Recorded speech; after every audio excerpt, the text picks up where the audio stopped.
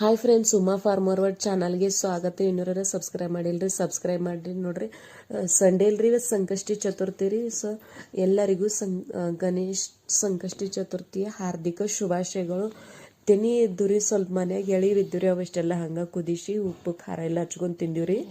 ಸ್ವಲ್ಪ ಉಳಿದಿದ್ದು ರೀ, ಇವು ಕಾಳು ಸ್ವಲ್ಪ ತೆನಿ ಬೆರಸಾಗಿದ್ದು ರೀ, ಹಿಂಗಾಗಿ ಕಾಳೆಲ್ಲ ಉಳಿಸಿ ಅವನ್ನ ಹಣ್ಣಂಗೆ ಕುದಿಸೋದ್ರಿ. ಬಳೋತನ ಕುದಿಸಿ ಅವನ್ನ ಅವಲಕ್ಕಿಗತ್ತೆ ಪೊಡ್ನಿ ಹಾಕಿ ತಿನ್ನೋದ್ರಿ. ನಮ್ಮ ಕಡೆ ಗೊಂಜಾಳ ಚೋಡ ಅಂತಾರೆ, ನಿಮ್ಮ ಸೈಡ್ ಏನಂತಾರೆ ಕಾಮೆಂಟ್ ಮಾಡಿರಿ.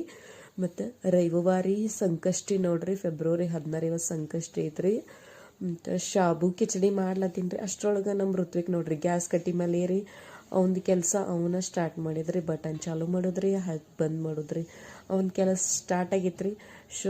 ಅದ ನಂತರ ಶಾಬು ಕಿಚಡಿ ಅವನಿಗೆ ಇಷ್ಟ ಆಗ್ತೈತ್ರಿ. ಇಬ್ಬರು ಕೂಡ ಶಾಬು ಕಿಚಡಿ ತಿಂದೀವ್ರಿ.